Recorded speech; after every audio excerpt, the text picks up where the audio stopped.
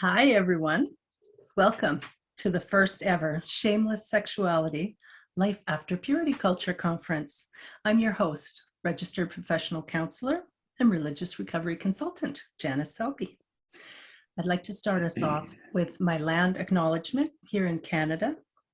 Though we are attending this conference from many locations around the world, it's important to recognize that wherever we are most likely in traditional territory. It's my privilege to be joining you today from the unceded territory of the Syilx people in what is now known as the Okanagan Valley, British Columbia, Canada. I invite you to learn more about traditional lands and treaties by visiting www.nativeland.ca. A note about safer spaces at our conference. At the Shameless Sexuality Conference, we are committed to safer spaces and to ensuring that everything we do is accessible to everyone, even online. To establish safety in this space, please note that racism, misogyny, homophobia, transphobia, or harassment of any kind, including religious proselytizing, will not be tolerated either in the sessions or in the chat. If at any time you experience such harassment or would like to make any comments regarding safer spaces at the Shameless Sexuality Conference, you can send a private message or email me personally at janice.selby@gmail.com. Just a word about self-care. If you feel triggered or overwhelmed at any time during the conference, please feel free to take a break. With all the sessions being recorded, you can rest assured you won't miss any of the teaching taking place. I encourage you to practice self-care throughout the event, as some of the topics might feel personal. Okay, why have a conference on purity culture? Those of us who grew up in homes with parents who practiced one of the Abrahamic religions likely had parents who were uncomfortable with the topic of sex. In fact, in some of those homes, our genitalia outweighed any other aspect of our personhood. According to our parents and religious authorities, nothing was more important than maintaining our sexual purity, i.e., our status as virgins, until marriage, which was, of course, expected to be between husband and wife only. In Christian America, during the 1990s and early 2000s, what I often call hymen worship was branded as purity culture, inspiring an industry that profited off of purity rings, purity pledges, and even father-daughter events known as purity balls. As an evangelical mother, I unfortunately jumped onto this bandwagon myself, determined to keep my own daughters pure until I could marry them off to good Christian men. My job was to protect their chastity at all costs. Boys raised in purity culture were warned that looking at or thinking about girls could lead to impure thoughts and behaviors, while girls, sadly, were taught that they themselves were dangerous.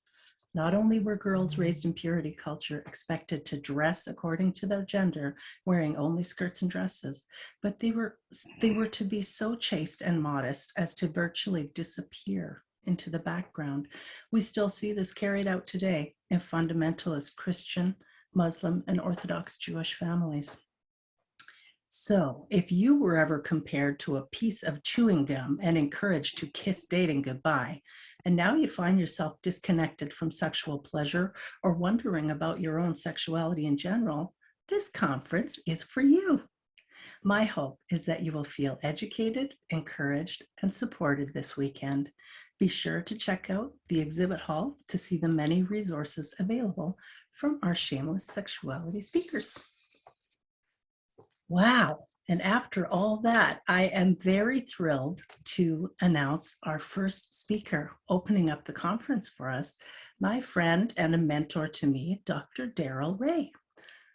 Dr. Ray is the founder and president of the board of directors of Recovering from Religion. He's been a psychologist for over 30 years, and he's the author of 4 books, 2 on organizational teamwork, as well as The God Virus, How Religion Infects Our Lives and Culture, and Sex and God, How Religion Distorts Sexuality.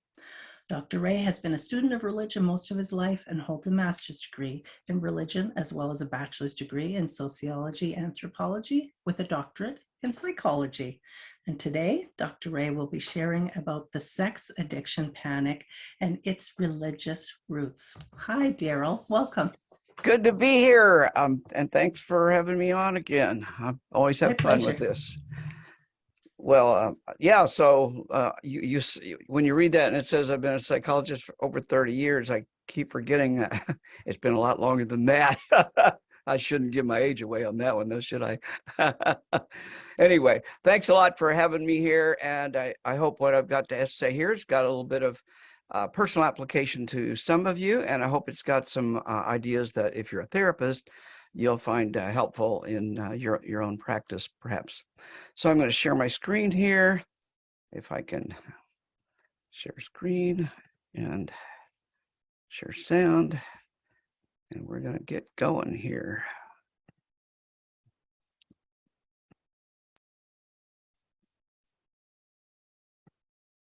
Does that work? Okay, great. All right, well, we're going to talk about sex addiction panic and its religious roots. And having being the age I am, I unfortunately grew up through all of that crap, and can speak personally about, unfortunately, about quite a bit of it, as Janice has said in hers. Here's my objectives today. I'm just going to talk about three main things. I'm going to talk to some of the recent history of this notion of purity culture and sex addiction, and the two go together, as we'll see. And we're going to discuss a bit about the social consequences of this ideology, and it is an ideology. And then we're going to explore some of the psychological consequences that might be applicable to you if you're listening to this today or listening to it later in the recorded session. So let's begin by recognizing that these purity ideas have been around for a long time, but it wasn't called purity culture. And this notion of purity within this framework that we call purity culture wasn't really heard of before 1980, and that's probably giving it some. It's probably even later than that. But just like all religious ideologies or concepts, religion, as I write in my book, The God Virus, religion has to evolve just like a virus does, just like the COVID virus, or your local cold virus has to constantly change in order to stay ahead of your immune system. And that's what religion has to do. It has to constantly evolve to stay ahead of the defenses that society gets against what the religion itself is trying to propagate. So this is it's fairly new. If you think about 1980, it's not that long ago in terms of the long history of Western culture and Christianity. And that's, as Janice mentioned, it's also found in Islam and Buddhism, and Orthodox Judaism too. But we can find elements of it in any patriarchal religion. It's everywhere. So here's the idea of purity. It has ancient roots in the patriarchal religions, of course. And after the 1960s revolutions, the religions began losing control, or it appeared they were losing some control, and the evolution of religion started happening rapidly, as we've all seen. Roe versus Wade really seemed to kick off some new versions of religion, or new ideas that were into religion, and religion started changing rather rapidly. I remember when you went to church, many women had to wear a hat in the Catholic Church. Women in my church could not wear pants. That all changed by the beginning of the 60s. No woman would go into my church with pants on. By the end of the 60s, they were wearing pants. So it had changed that much in just the 10-year time period. In the 1970s to 80s, this notion developed of purity, and it created it was successful. It was a good idea in the sense of how do we propagate religion and this ideology.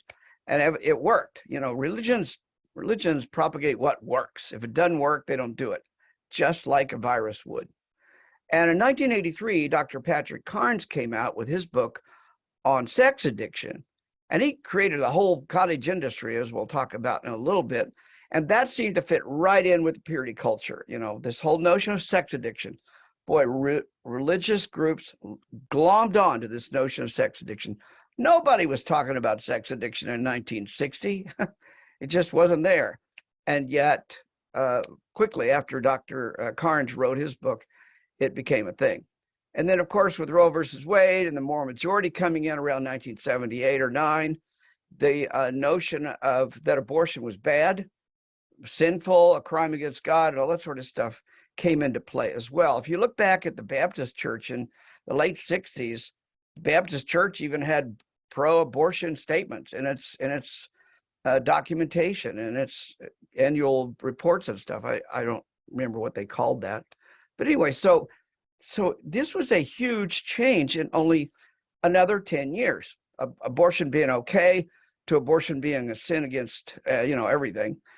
That was only 10 years change, very rapid change. So I'm going to play a video for you. It's a short video, but pay attention to this video because it has all the elements that I'm going to be talking about soon. This is with the Australian ABC, Australian, not the American ABC. We'll just sit here and watch this for a second. Now, changing directions, Todd, you're bringing us our feature story tonight. Yeah, the debate about whether porn addiction is real or not has been around for a long time, but when you add religion to it, it gets even more complicated. It was kind of taking over every kind of aspect of my life. Jason Huxley is a loving husband, father, and a devout Christian. He's also a former addict. But alcohol or drugs aren't his vice. Porn is. I was staying up late at night watching stuff, getting up early on Saturday mornings. Laura would have a sleep in and I'd have a porn in. And, it sounds terrible, but that's just what I did. Jason married Laura when he was 22. While he'd watched porn before that, he says it was only after the wedding his viewing habits spiraled out of control, to the point where he was watching up to 8 hours at a time. And I was viewing this stuff and thinking, well, I'm not really getting that kind of action in the bedroom. One day I decided she's not kind of the woman for me anymore. There's better options out there. It's one thing to have reality, another thing to have fantasy. Fantasy never has sort of bad hair days or bad mood swings or anything like that normal life has. Laura refused to let Jason walk away from their marriage and agreed to help him kick the habit. She even started taking the modem with her when she left the house. That lasted about a week until I went out and bought another modem. Without me. I didn't know about that. So I had a decoy modem. But the catalyst was when Jason spent a whole day viewing pornography when he was meant to be painting the house. It kind of really hit me. Here I am, spent the whole day viewing porn, which I'm not meant to be doing, with a modem that I'm not meant to have.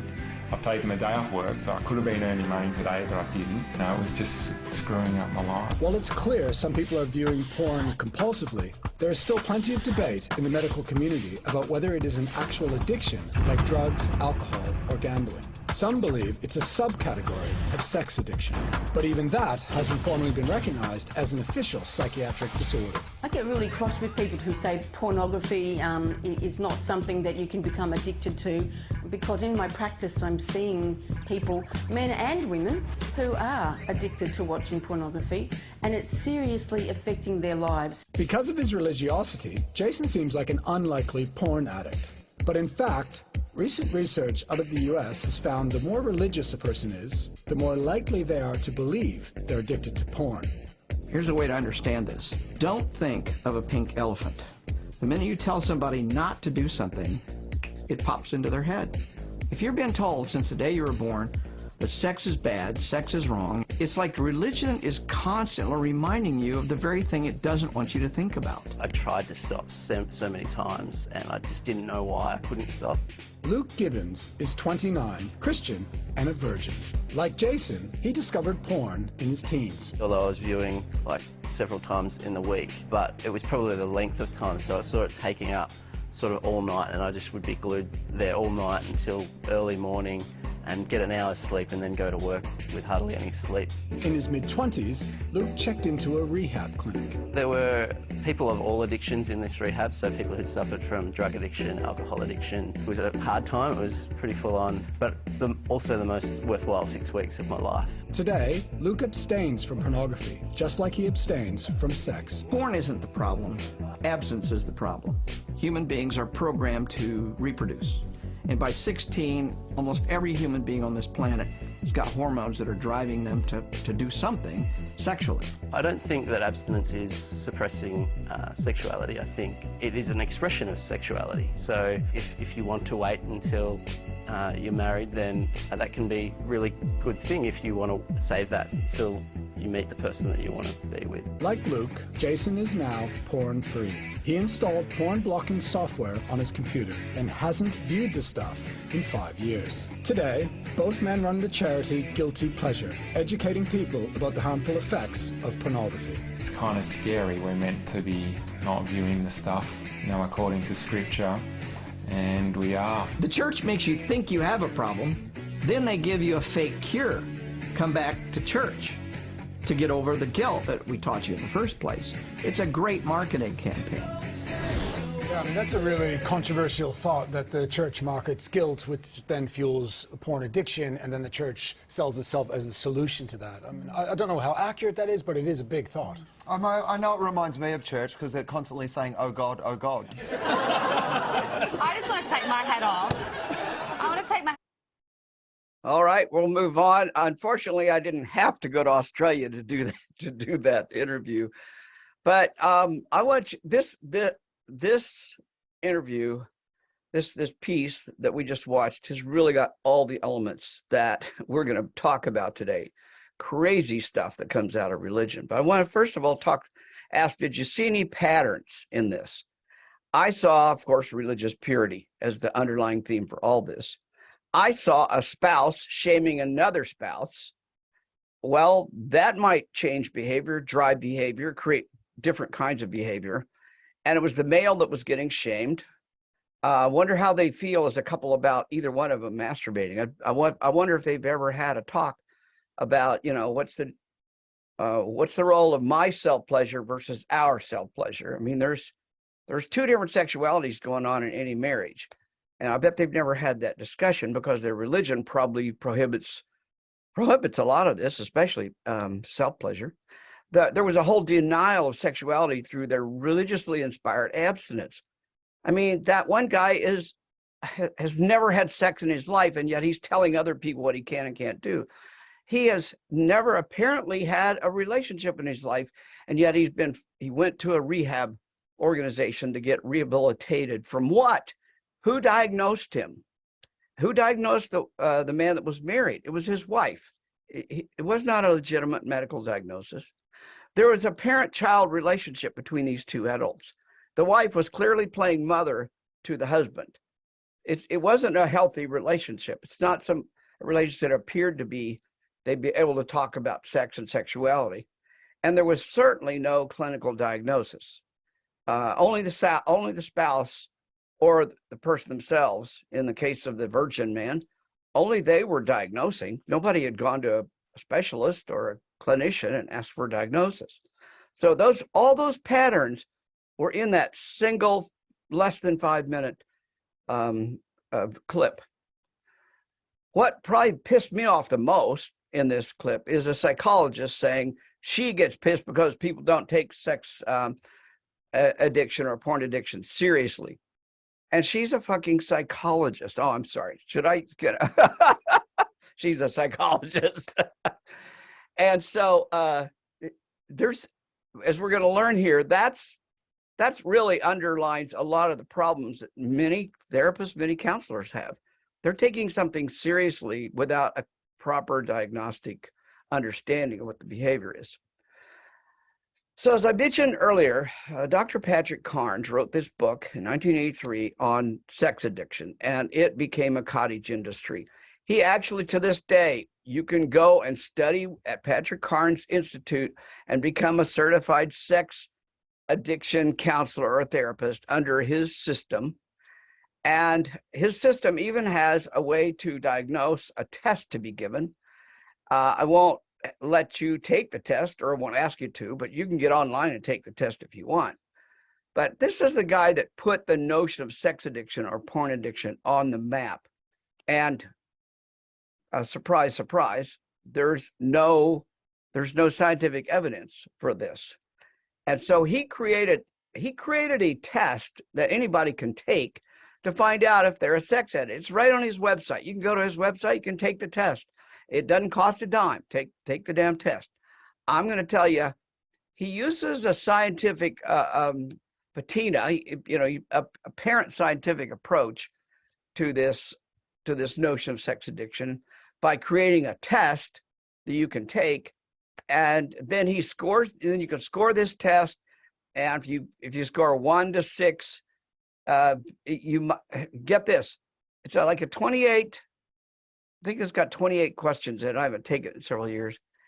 If you score even if you say yes to even one question, you notice it says right there, if you score between 1 and 6, that should be of concern. In other words, you got to score to 0 before there's no doubt that you're not a sex addict.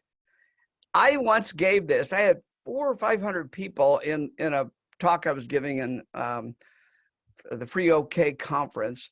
And I handed, as people were coming in, I handed this test out to them. And I said, you take the test. At a certain time in my talk, I'm going to have you stand up if you're a sex addict, according to this test.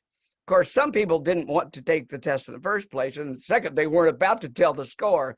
But even with that, when it came time to this part of the talk, and I said, how many of you raise your hand or stand up if you scored as a sex addict on this test? About half of the whole room stood up. And okay, you got to figure that there's a whole lot of people that aren't admitting to it or came in late and didn't get to take the test.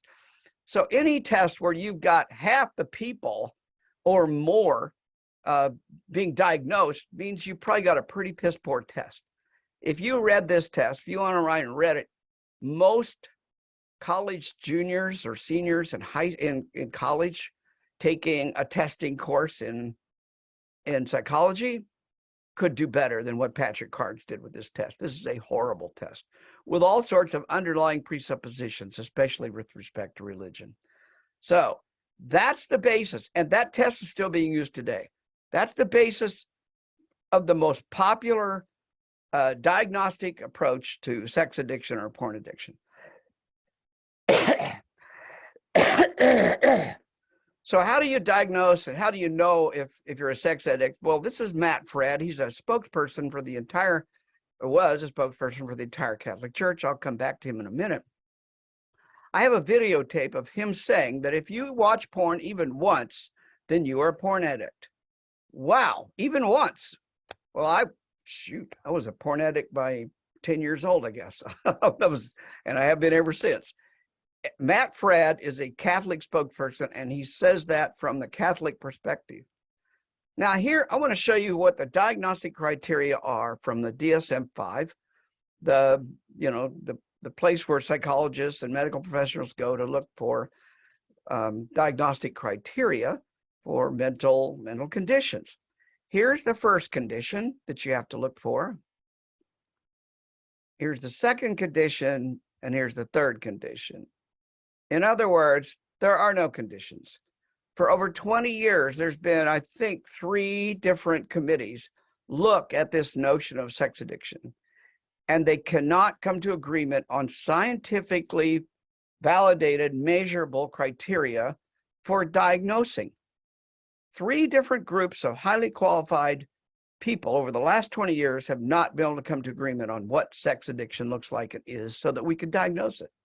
So as a result, sex addiction did not get put into the DSM-5. Now, I am not here to tell you that sex doesn't cause problems with people. And I'm not here to deny that some people may spend all day masturbating or looking at porn. I'm not saying that at all. I'm saying that doesn't necessarily qualify. And we have to ask some questions. What is causing the behavior? Is there an underlying reason for this behavior? But anyway, there's social workers, there's psychologists, and the psychologists we saw in this very video clip, who are upset that the DSM-5 does not have a criteria for sex addiction. And the reason it doesn't is because nobody can agree upon scientifically validated, measurable criteria to be able to do the diagnosis. That's pretty simple. So I'm glad there is none. Isn't any criteria in there, because if you have bad criteria, that ends up hurting people. You don't want to misdiagnose somebody, and you don't want to. Diagnosis should lead to treatment. If you know what the diagnosis is, that should help you understand what treatments might be called for and appropriate for that particular condition. So in most cases, who is doing the diagnosing of sex addiction or porn addiction? And that is, of course, your mother, or maybe your father-in-law, maybe a priest, your minister, your Sunday school teacher, or worst of all, a Christian counselor. And that's probably what was probably going on with the people we saw in the video clip. So are those people qualified to diagnose the notion of sex addiction? No, they're not, because we don't even have the criteria. So let's go back and look at purity just a little bit, because these two interweave. They come together and they reinforce each other. Purity ideas exploded in the 1980s. It was a full-blown ideology, if you will. As Janice revealed in her introduction, in fact, you got ahead of me, Janice, the whole sex addiction thing was led to all sorts of crazy things, like purity bowls that she mentioned. It was also tied into and with the AIDS epidemic. It was also tied into anti-LGBTQ messages that were subtly being propagated by the likes of Nancy Reagan, wife of President Reagan, the Just Say No movement, and purity culture that was coming out of all that. If you go back in history and look at what's going on, purity and AIDS and LGBTQ and abortion, all these things are kind of coalescing into one mature ideology that all the churches are starting to teach. It's really a great case study in the God virus and how God viruses evolve and pull things in from the culture that the religions can use to propagate themselves. And oh, by the way, towards the end of this, Christian counseling became a thing. I have never heard of a Christian counselor in my life. I heard of counselors, I heard of psychologists. I never heard of a Christian psychologist. It didn't compute. I was in graduate school in the late 70s and on through, I was practicing clinically through the 80s. I never heard of a Christian counselor until about the 90s, and then it started creeping in to the language, and we started finding religious schools, especially religious schools, putting together counseling programs, psychology programs, if you will, clinical psychology programs, and then advertising those as Christian. So if you go to Pat Robertson's Regents University, you can get a PhD in clinical psychology, but you have to spend 1 full year in that PhD program studying Pat Robertson's theology that says God sends hurricanes to punish the gays in Orlando, Florida. That's the theology these people are learning. And so when they come out of that school and they go into practice, they advertise themselves as full licensed clinical psychologists. What they may not advertise is they're also infected with the God virus of evangelical Christianity out of Pat Robertson's ideology. At the same time as all this comes, abortion becomes a key component to purity culture. Clearly, abortion, if you have to have an abortion, you're sinning against God because you sinned against God by having sex before you got married, and now you're having a child out of wedlock. All this stuff comes just weaving itself. It's almost like a beautifully woven tapestry. All together makes the beautiful picture of purity culture that we know today. I shouldn't use that term beautiful, ugly picture of purity culture. And that culminated in one of the most gross things I've ever seen in my life, and that is the purity culture, where a father basically declares his ownership over his daughter, gives her a ring, and makes her pledge. And this was under duress. Many a woman I have talked to that is now in their 40s or 50s talked about how coercive this process was, how ashamed they were. They wouldn't, if they refused, that they had to participate in this stuff, that the minister put a lot of pressure on Sunday school teachers, aunts, uncles. The whole culture was pressuring girls to take this purity pledge. And that led to all sorts of other things around, well, how do you treat people who then break the purity pledge, and how do you treat people who become addicted to sex or addicted to porn and all this? And it led to some heinous approaches in psychology to treating people who were perceived by the church as having fallen away. Now, they use scientific language, they'll use clinical language, they use the language of addiction, almost the same language that Alcoholics Anonymous does. But it's just a insidious way of capturing people and keeping them ashamed of their bodies, ashamed of their sexuality, ashamed of perfectly normal sexual behavior. And it preaches this notion of helplessness that you've got to have Jesus to get over your sex addiction. You've got to have Jesus to resist sex with your girlfriend or boyfriend. So what are the consequences of this? Well, it makes people think that they're addicted when they're just acting like normal human beings. It evokes blame and labels on people who are just behaving normally. And this can be dangerous because we have judges, we have counselors, we have legal systems that have taken up this notion of sex addiction, and they are sending just like when somebody gets a DUI. Well, what happens if somebody gets some kind of a sex crime or sex offense? Judges are known to send people to sex rehabilitation centers, just like you would send them to Alcoholics Anonymous. You can send a sex offender to the Sexaholics Anonymous. And so this person is getting labeled with an addiction, sending to a treatment program that has no validity, no scientific research, nothing. So this really opens the door to all sorts of potential abuses. It also promotes a lot of anti-science in the practice of psychology and counseling. If you want to know more about that, go watch my talk. Was it last year that I did it? I think it was, or maybe it was the year before. Janice, on why does psychology ignore religious abuse? But anyway, that'll explain more of that.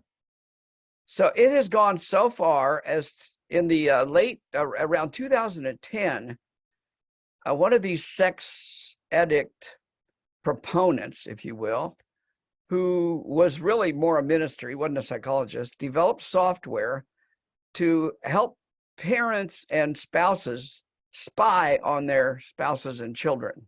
It's called Covenant Eyes. You install this on your computer, and your computer will keep a log of where your child is gone. It'll keep a log of where your husband or wife is gone, so you can find out if they're watching porn or not. So this is it's called nanny software, and it's designed with the basic notion of porn addiction or sex addiction in mind. And they sell these things. It's still a going concern. The fellow that I mentioned earlier, Matt Fred, who's the Catholic spokesperson, was involved in the development of this company. He wasn't the founder or anything, but he was involved in it. He even writes for them even today. You can go on the site and see Matt Fred's articles talking to you about how you need this software so you can spy on your spouse. Wow, what a way to be married, knowing or thinking your spouse may be spying on you. Why not just have a talk, or go to a counselor if you need help, but don't be spying on each other. That's just what's a violation of the trust that you're supposed to be developing in a relationship. So go look some of this stuff up. It's out there. And of course, many of us are secular, so we're not paying attention to what's going on that much. The religious are, though. They are putting this on their children. They're putting it on their spouses. And when they find their children, especially boys, are doing this, they now have a reason to commit these kids to a place like Oxbow Academy in Utah, which takes kids as young as 12 who have been diagnosed as sex addicts, put them in this ranch and make these kids stay there to get rehabilitated from their sex addiction. This is child abuse. It's child abuse in the worst way in many ways. It's like pray the gay away. It's just as bad as pray the gay away, because you're subjecting kids, and girls go here too, or go to places like this. You're subjecting these kids to this kind of horrendous treatment because of a diagnosis that doesn't exist and is based on religious ideology. This is horrific. It causes lots of problems. Now, what if that child, why is the child doing this? Maybe the child has experienced sexual abuse. Maybe the child is depressed. Well, they're not going to, if they go there, this organization cannot bill the insurance company for sex addiction because it's not diagnosable. Insurance companies will not pay for sex addiction treatment, but they will pay for depression. So if you send your kid here, they're going to look at the kid and say to the parent, oh yeah, he's a sex addict, but they're going to talk to the insurance company, yeah, he's depressed. So, and then he's probably not going to get treated properly for either one, because the people who run these places are clinical counselors out of Brigham Young University. Now, this is a university that requires every candidate counselor, before they even become a part of the program, to sign a written statement saying they will not masturbate, they will not have sex before marriage. I mean, it's crazy, but these guys, can you believe these guys? They never masturbated, and they never had sex before marriage, and they're telling 12-year-old boys, you're a sex addict because you're looking at porn or you're thinking about the opposite sex. It's how do you get a license? Because religion gets a pass in our legal system and in our qualification systems. These guys should not be licensed to do anything, but they're in the state of Utah. They're oh, by the way, they're all Mormons too, but they'll never, nothing on their website says they're Mormons. But if you read the very specifics in their personal biography, you can figure out that they're Mormon. So purity myths. Here's a bunch of the purity myths run rampant. Masturbation will ruin your marriage. I'm guessing a lot of the people who are in this talk today have seen that one. Sex before marriage will betray your future spouse, like the old chewing gum thing. Some of you have been subjected to that. Your body is a pure temple of God. You have to keep it pure for marriage. Pure thoughts lead to pure sexuality, and impure thoughts are a manifestation of Satan, evil, temptation. These are very common themes. I'm guessing most of you have heard these before. Eve succumbed to temptation, so women are sexually responsible for pretty much all the evils in the world. And abortion shame is a way to force people back into religion. They're just, all these are a part of this purity myths.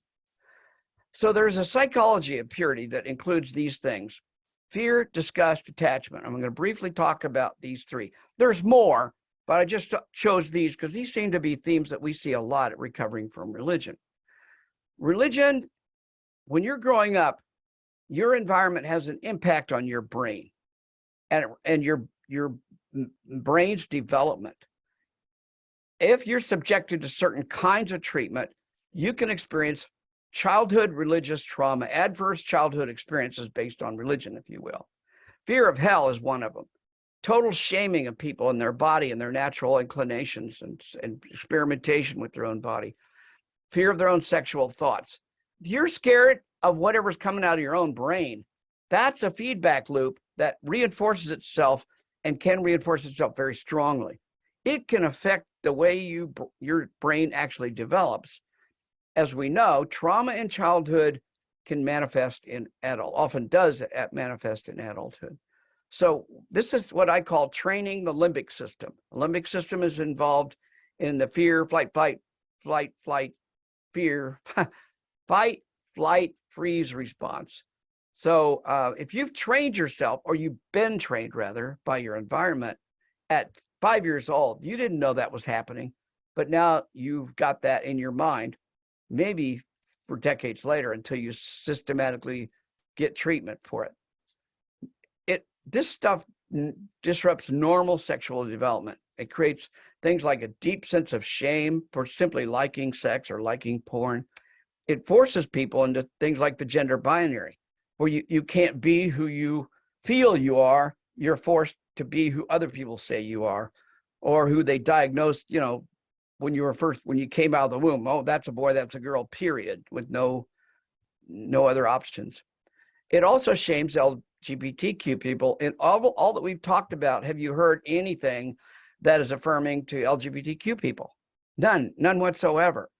It terrorizes children and teens for simply being curious about their own bodies, and it labels people as porn addicts for normal behavior. So a second one is disgust. Disgust is something we don't hear. I haven't heard a lot talked about in this area of religious trauma, but have you ever noticed how often disgust is a part of the religious ideology? The insula of the brain deals with disgust. The anterior insula is activated both during an observation of disgusted facial expressions and during the emotional disgust evoked by unpleasant odorants.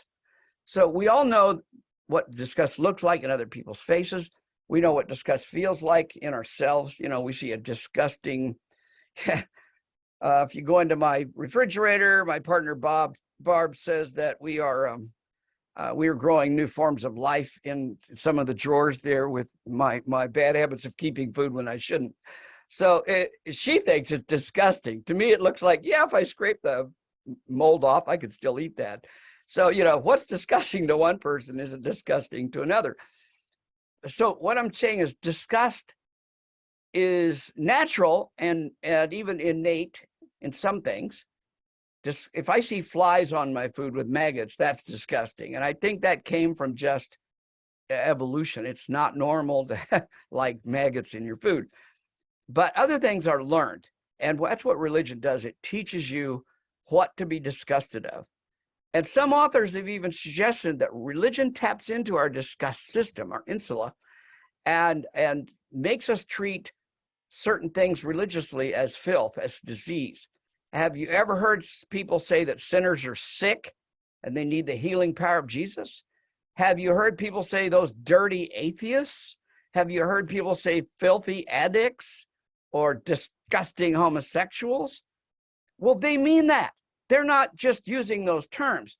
They have a sense of disgust when they think about homosexuality. And where did they learn that? That is not something they intuitively know, like seeing maggots in your food. They had to be taught that. And that comes from religious training. So I want you to note, how often do religion teach ideas about filth, disgusting behavior, disease, etc., when discussing things that go against their own religious traditions, morals, and ideas? And this can change. What's disgusting to a Hindu, just eating meat is disgusting to a Hindu. Eating pork is disgusting to a Muslim. There are things that we'll discuss based only on religion. And they use those terms. So I'm not making this stuff up. If you've been around religions very long, you will hear them using the language of disgust. So something's going on in the brain that causes this. So what are the consequences of all this that we've been talking about? It oftentimes disrupts sexual development, leading to confusion and fear about your own body. People are disgusted by their own bodies. People are disgusted by other people's bodies based upon religious teachings. So there's self-disgust. People are shunned. People are isolated from their own communities and families based upon the spiritual disease they're said to have. You know, they must be spiritually diseased because they left Jesus, or, you know, they did something else that was against their religion. And what you end up seeing is compulsive behavior coming out of this. Now, that compulsive behavior may be labeled addiction by some people, but I'm not going to call it that because I can't diagnose that. What I can diagnose is compulsive behavior that may get in the way of a happy life for someone. So compulsive behavior can come out of shame and guilt and other emotions like disgust that someone feels about their own body, and that leads a cycle of reinforcing the destructive behavior that the person is experiencing. It also hits the attachment system. We have strong attachment systems in our brain that allow us to attach to other human beings, which is a very important evolutionary function for raising children and all that. But what if you are taught from the day you're born, sex is horrible and you should be ashamed of your body and all this stuff, and then when you get married, you can't properly have sex. You can't join together sexually. I actually know a minister who was married for 19 years. he got married to his wife and they could not have sex for 3 years. They didn't have their first sexual act for 3 years because they were both too ashamed to get undressed and actually enjoy sex, because they'd been so shamed by the purity culture that they had both been brought up in. People say you can't date until you're married. I mean, that really interrupts the natural process of experimentation and getting to know somebody, seeing if you fit or not. All these things are being disrupted in the attachment system. Sexual thoughts can lead to anger at yourself, shame about others. How do you have a relationship? How do you create proper, strong attachment with another person if you're ashamed of their body, or you're scared of your own sexual reactions or your own thoughts? I mean, there's lots of things that can interrupt the sexual attachment. Leads to lots of difficulties in marriage. And if you're a therapist listening to this, I'm not telling you anything you haven't seen before. It also leads to intergenerational trauma, because the parents who themselves had big time sexual shame will pass that on to their children as well. Last is, I've heard this so many times, that I found Jesus, but I used porn more. And I've had other people say, when I lost Jesus, I used porn less. Now, I'm not saying that that is a, quote, treatment, but I am saying I've heard this way too many times in my career, that people said, when I was still religious, I felt I had compulsion to view porn. But when I finally became non-religious, I still used porn, but not nearly to the degree I did before. And I look at that and say, well, that appears to be the shame and guilt driving that behavior. The second thing is, if you do need treatment, and I'm guessing some people may need treatment, may need help with compulsive behavior, then go find appropriate treatment. And by that, I mean, find a psychologist or counselor that understands religious trauma, that understands the impact of purity culture on people, and can help guide you through a recovery process that'll allow you to enjoy your body, enjoy the body of other people, and become a full sexual human being, unlike what purity culture wants. So in conclusion, I want to ask that we stop using the term sex addiction and recognize that that is a religious idea. I want you to recognize that purity culture has significant impact and consequences for people who've been subjected to it. And it creates fear in one's own body, self-condemnation for even normal thoughts. It interrupts normal sexual development. It causes disruption of natural attachment processes. So understanding these impacts can help a therapist or a counselor treat those who have been subjected to it. If you're a therapist or a counselor, I hope you will start looking more deeply at what might be causing the behavior that brings people into your office, especially if they were subjected to purity culture.